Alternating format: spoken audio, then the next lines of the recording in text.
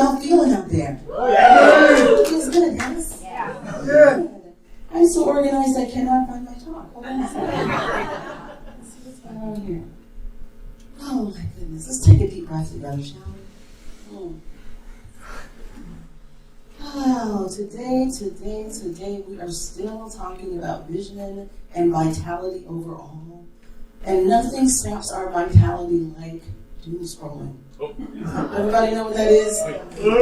Our favorite pastime now. Post-COVID, doomscrolling was coined as a term during COVID. And what it means is obsessively, consistently, repetitively focusing on and reading and consuming negative news, especially via social media through your devices, right?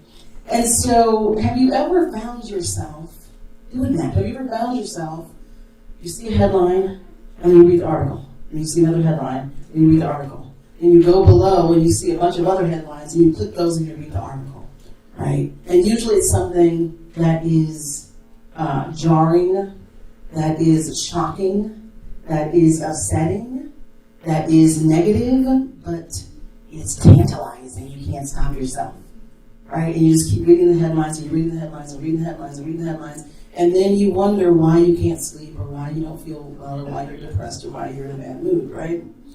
And so, doom scrolling is this thing that is so pervasive, and it's addictive. It gives us a dopamine hit every time we see that headline that charges us, particularly negatively, and we get this dopamine hit, and it makes us keep wanting to repeat that, right? It becomes very difficult to get out of that. So let's talk about how do we go from doom scrolling to divine right action, right? How do we do that? So there's a few things that happen that I want to talk about today. One is I want to talk about, from a neuroscience perspective, what happens to our brain, literally, right, when we are involved in this doom scrolling. And I have to say, I noticed this for myself. I get the New York Times, we subscribe to the New York Times, and then they send 4,000 emails a day with headlines, right? And it's never positive headlines. So even in my email where I'm not on the New York Times site, but in my email it's like, this happened, and then this happened, and now this happened, right? And this is just in checking my email, and it's like, oh my goodness, every time I see this, I can feel my energy level dropping, right? I can feel my energy level dropping. So let's talk about what actually happens when we're involved in doom scrolling. So here's the thing about it. Our brains are actually created to keep us safe, right? There's a part of our brain called the amygdala, and it's the reptilian part of the brain. It's designed to keep us safe. It's designed to identify a threat and then keep us safe from that threat. Whether it means we have to fight it, we have to run from it, whatever it is, it gets us charged up. That amygdala, it says you are in mortal danger, and it keeps us safe. And when we doom scroll, what happens is it activates that fear center of the brain. It activates that ancient part of our brain that says, uh-oh, uh-oh, ruh-roh. My favorite is ruh-roh. Is that from Scooby-Doo? Yeah, like my total favorite, right? Ruh-roh, we're in trouble now. What are we going to do, Scooby? All right? So it activates that amygdala gets activated, and now we're in a heightened state, right? Certain things begin to happen from a biochemistry perspective, right? Stress hormones then release, cortisol releases, adrenaline releases. So now we got that hormonal soup flying around our bodies that's telling us we're under stress, we're under attack, we're under, all these things that we need to be afraid of. And when we allow that to happen, it then creates a nice negative loop. Right, a negative loop. So we're wired up for attack, our hormones are supporting us in being anxious and being fearful, and then we see another headline, and that makes us even more anxious and fearful, and it becomes just this loop that happens. Right, where we're constantly looking at the headlines, or watching TV and watching the news. And what can happen over time, and we know this spiritually in this teaching, is what happens over time is it erodes our cognitive processes, right? All of a sudden, we're pessimistic, we're negative, right? Our thoughts are negative. We feel hopeless, we begin to feel depressed. Our sleep can be disturbed. And so many things begin to happen when we are consuming this negative news. And what's really interesting is that actually the negative news gets more attention. I remember being in a marketing coaching thing for my business as an entrepreneur, and one of the coach was saying, if you want to get people's attention, you have to start with something negative, like what's a pain point for them. And so me being, in New Thought, I'm like, well, why would I start with something negative? Why can't we start with the vision of where we want to go? And the coach is like, no, people are wired around negative. If you can convince them you'll keep pain away from them, you'll have more customers. And I'm like, yeah, but that's not my belief. That is not my belief. And statistically, it is true. If you show people how you can keep pain away from them, they will more likely buy from you, because our minds are wired, our brains are wired to identify pain, to stay away from that, right? To keep ourselves safe.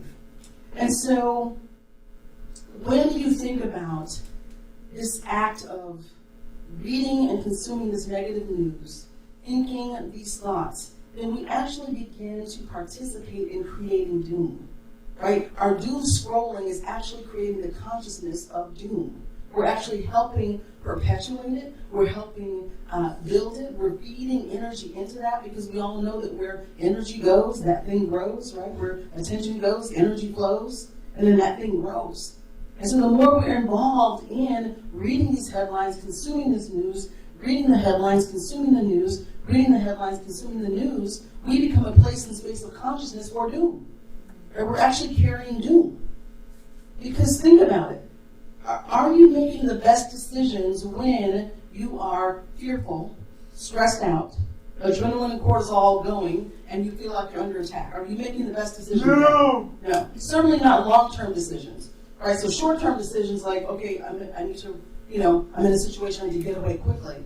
But a long-term decision like, I don't know, how you're going to live your life, or the relationships you're involved in, or the country we live in, right? We can't make long-term decisions when we're in that kind of state. Are y'all with me? Yeah. So what is happening is, the other thing I see happening a lot is people are doom scrolling, and then they're involved in it, right? They're involved in perpetuating it, posting it, sharing these posts on the Facebook. Look at what happened now. Look at what's going on now. Look at what's happening now. Look at what's happening now. Right? All that stuff is happening, and then we want to then go out and do something, take an action. Go out and take action.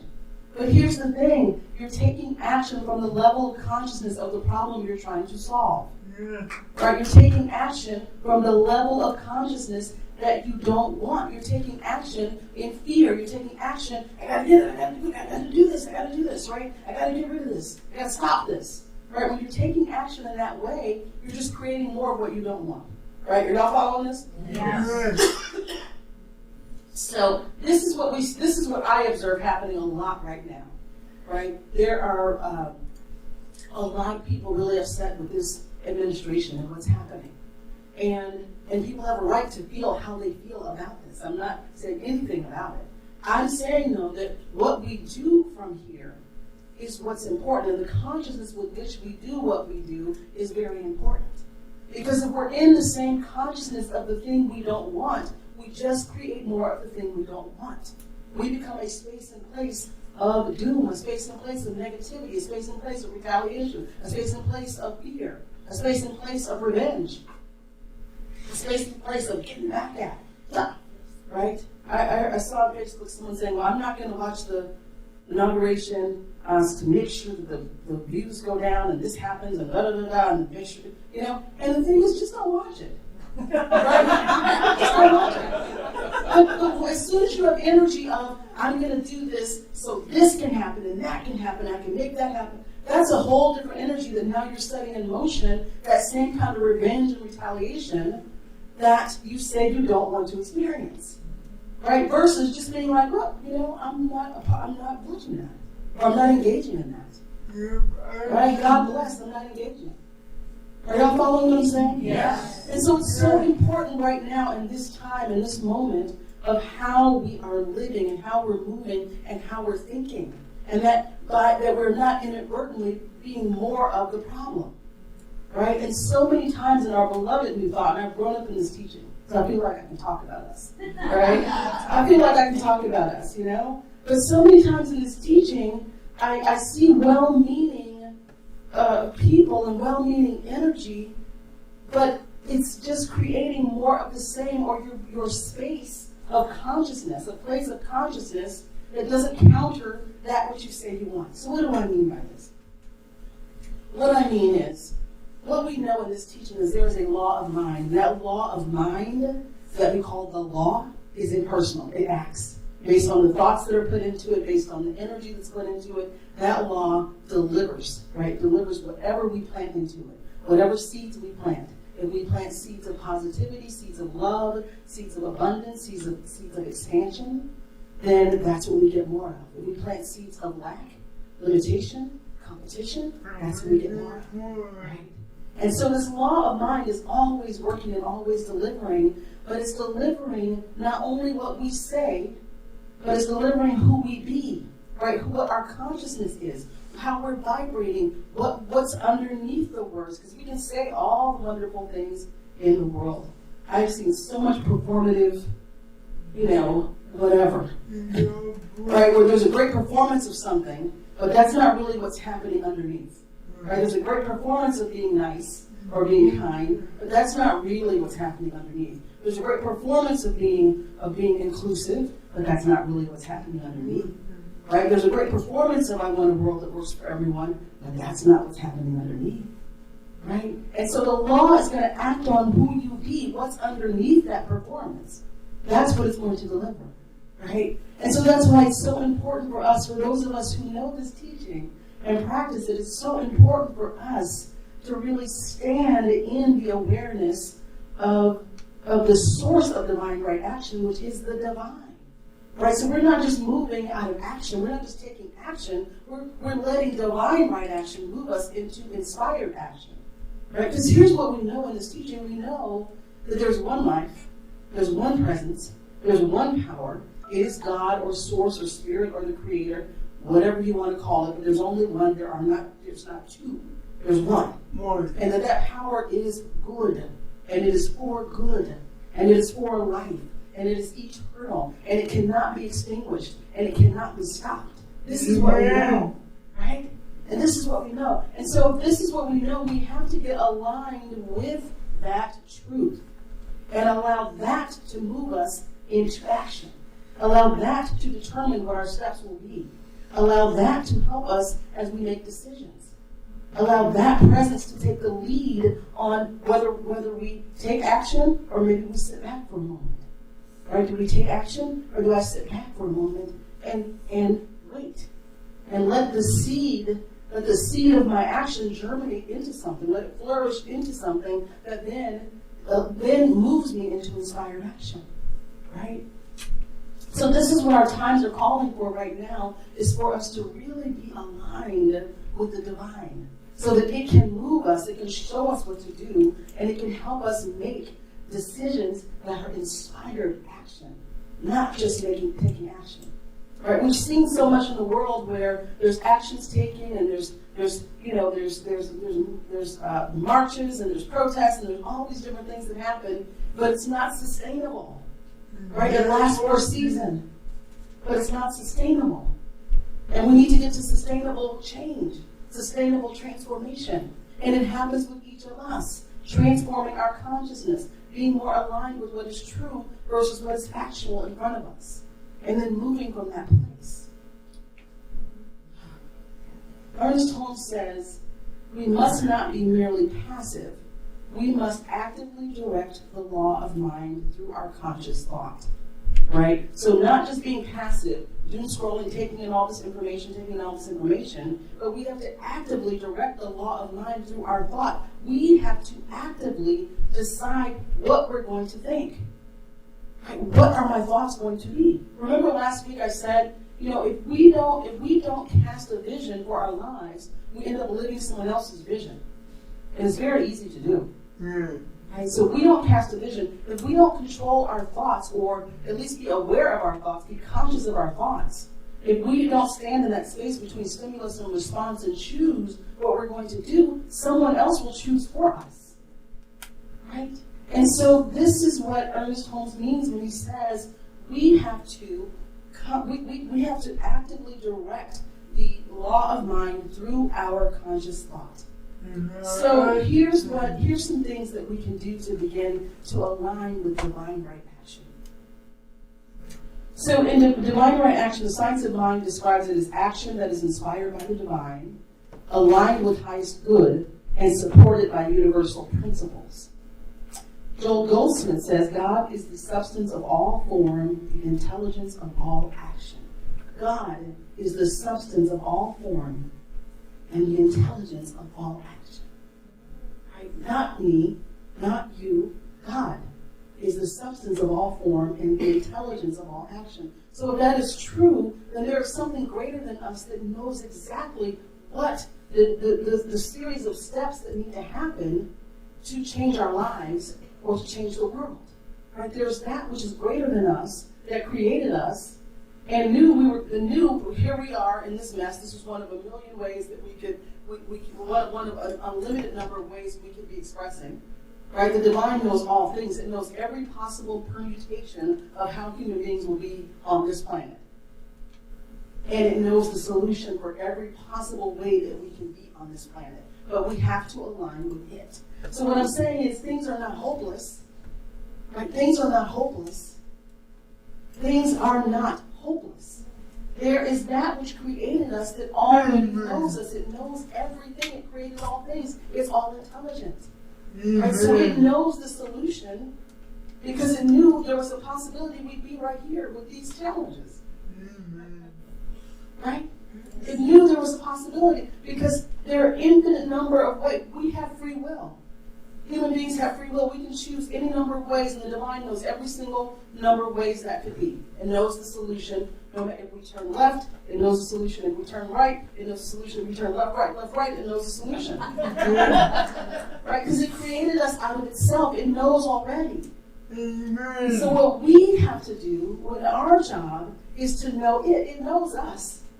But our job is to know it. Is to know the divine.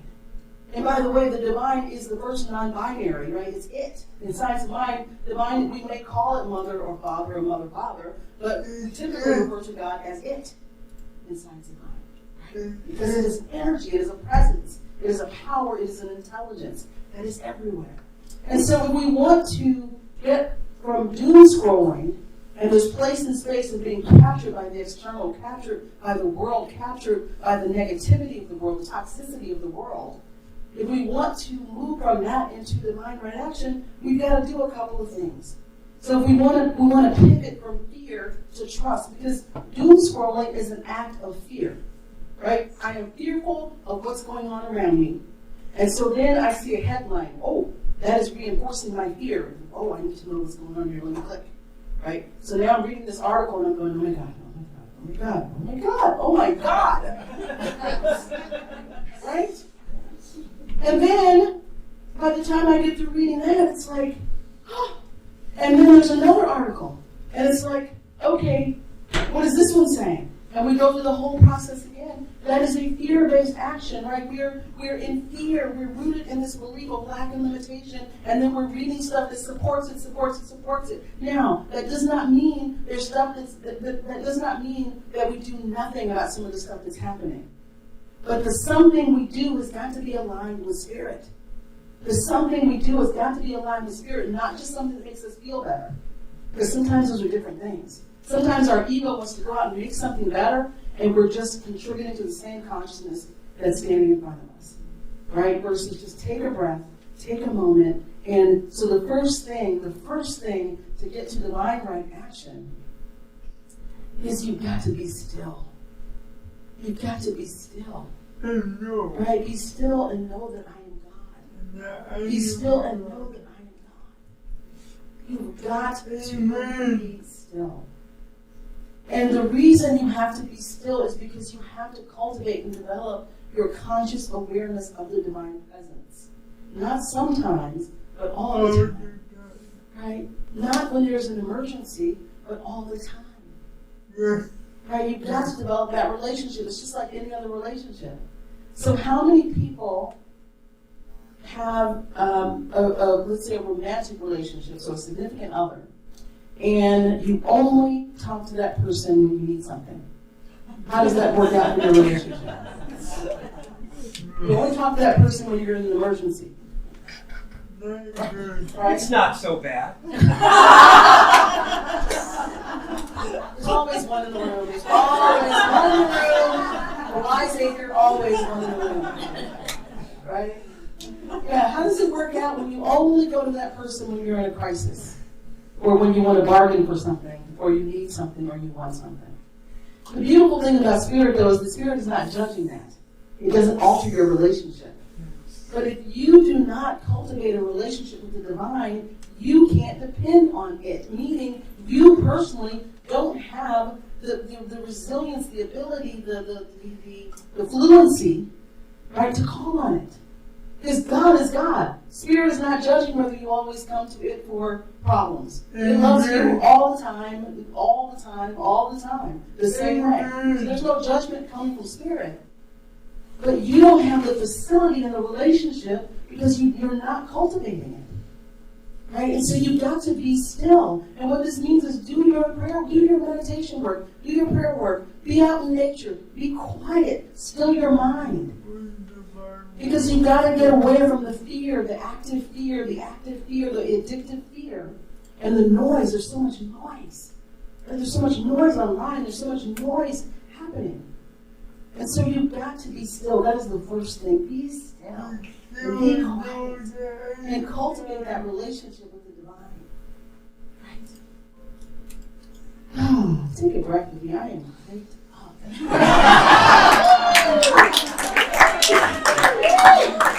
I'm trying to stay in. I'm just trying to keep it all calm. Be still. Yes. Yes, be still. Once you get to a point of stillness, the second thing can happen. When you're able to get to stillness, you can then observe. And this is so important, right? What Joni pointed to about that space between stimulus and response, you have got to be able to observe what is happening. Observe your thoughts. Observe your triggers. Right? Observe what is ensnaring your attention. Because that is the only time that you have power to choose what you're going to do. How am I going to respond to this? Your response ability is determined by your ability to be disengaged, to be observing what's happening, versus totally consumed by what's happening, totally hijacked by what's happening. And the thing is, when that amygdala gets activated, it will hijack you. Right? Because it's saying you are in mortal danger, life or death. Fight, flee, freeze, get out of here. Right? It's like mortal danger.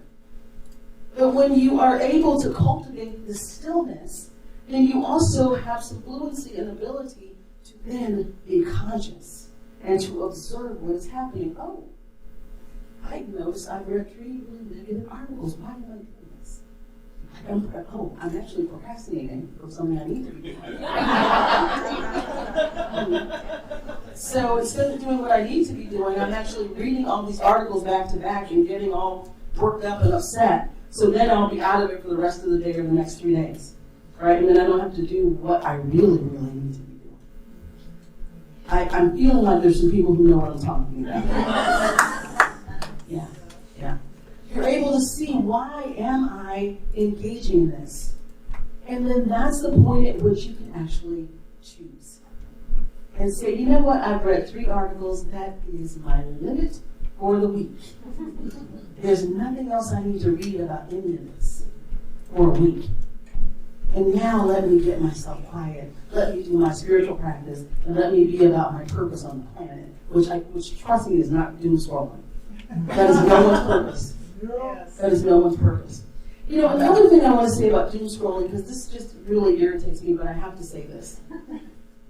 It's all about money. Like, this is the thing, it's all about money.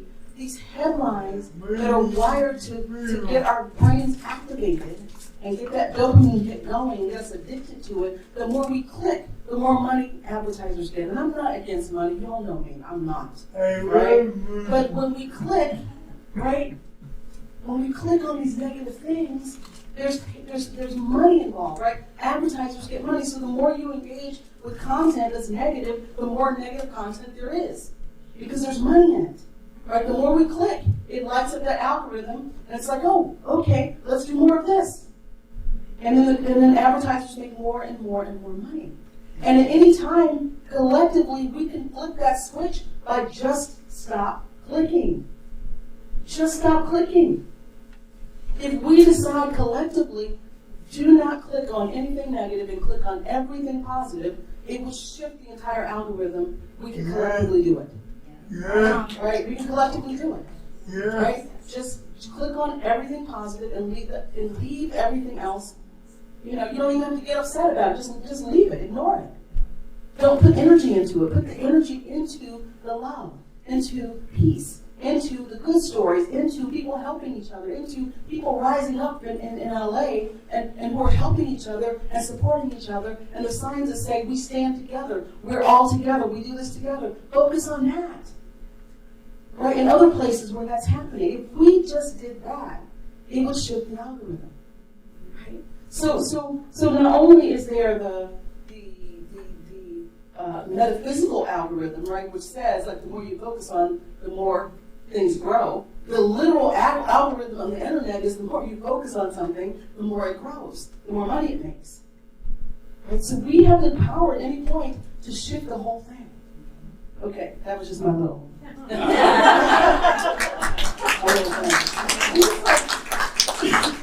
We have so much power.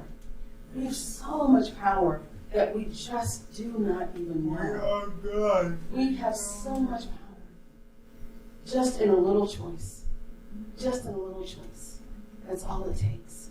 It doesn't even necessarily take, like, you gotta storm this, you gotta march it. Just don't click on something for a month and see what happens. See what changes. Right? All right, so the other thing about getting to divine right action, actually, I think I already hit all my points about that. What I will say is this. When you are still, and you're aligned with the divine, and you're in this place of consciousness and conscious choice and conscious ability to respond, then you are so close to inspired right action. You're so close to inspired right action because you put your main mind into the divine, and it will tell you exactly what to do. It will nudge you. It will guide you. It may be a positive article that pops up that inspires you to take action. It may be somebody calling you on the phone and says, "Hey, let's do this." It may be coming in on a Sunday and listening to something that makes you go, "Oh, yeah." Right? It may be someone you meet randomly who says something and you're like, "Oh, this is what I want to do. This is what I can get behind. This is how I can help change our world." Right? But you're now open to inspired right action versus taking action from the toxicity. Right? And sometimes it takes a moment. Sometimes our inspired action needs some time to flourish and to grow and to be cultivated within us. Sometimes we're not ready for our inspired right action that we're supposed to take. And that's okay. That's okay. And sometimes we're more than ready. And the world is ready and wanting that inspired right action. But inspired right action is the result of divine right action, and it is what creates sustainable change. Because it is coming from the divine through your uniqueness. You're already wired for it. You're already made for it. You're already created for it. You already have the skills. You already have the tools. You already have everything it takes to take inspired right action to make this world a better place. And we cultivate it and we learn more about it by being in community with each other in the spiritual community and our classes. Right? So this is my invitation to you today. Is for this week at least, do not click on any article anywhere or look at any news that is negative. Just take a fast for 7 days. For 7 days, and then you come back here. And if it's negative, if it's one of these blaring headlines, like a horror movie headline, if you notice they're coming in fast, sometimes it's like 6 different, I'm going to get New York Times out of my inbox. Sometimes it's 6 different headlines, and it's like, my gosh. right? That is just creating fear. So I'm going to invite you for the next 7 days to do a purge out of your inbox, to not engage on social media with anything that's negative, to not engage on television with anything that's negative. Family Feud is really great. You can laugh. There's all kinds of stuff you can watch on TV that's really fun and you can laugh. Right? And let's see how you feel and where you are, and how we collectively feel about what's happening when we take a fast from all of the negativity. And we take a fast from all of the toxicity. And we really, really, really go into our spiritual practice and really go into the awareness of stillness and the divine presence within each of us. And let's see where we are in a week and how you feel in a week. Can we agree to that? Yeah. Can we try that? Yeah. Yeah. Anybody feeling a little nervous about it? Yes. Well, actually, I wanted to share a power up for that. Okay. So if you happen to find yourself scrolling and there's something really beautiful, photography that you really like, you spend time and you press the like. If it's a negative thing, you immediately sweep past it. And that powers up what you're talking about. Beautiful. Thank you. Yeah. Yes, thank you. So click on the things that you like and that you love. Repost things that are positive and beautiful. Watch things that are feeding you spiritually, mentally, emotionally. Like, just be light and beauty in the world, in your sphere of influence. Because that is how it changes. Because guess what? The collective doesn't change until the individuals in the collective change. We're the individuals in the collective. So nothing is going to happen out there if it's not happening in here. Nothing. Nothing's going to happen out there unless it's happening in here. If you can't speak up here, it's not going to happen out there. If you can't take a stand here, it's not going to happen out there. If you're not telling the truth here, it's not going to happen out there. That's a reflection of our collective consciousness. And that's why it's so important for each of us to do our work. It's so important for each of us to do our work. Are y'all with me? Yes. All right, I'm going to turn within for prayer and musicians.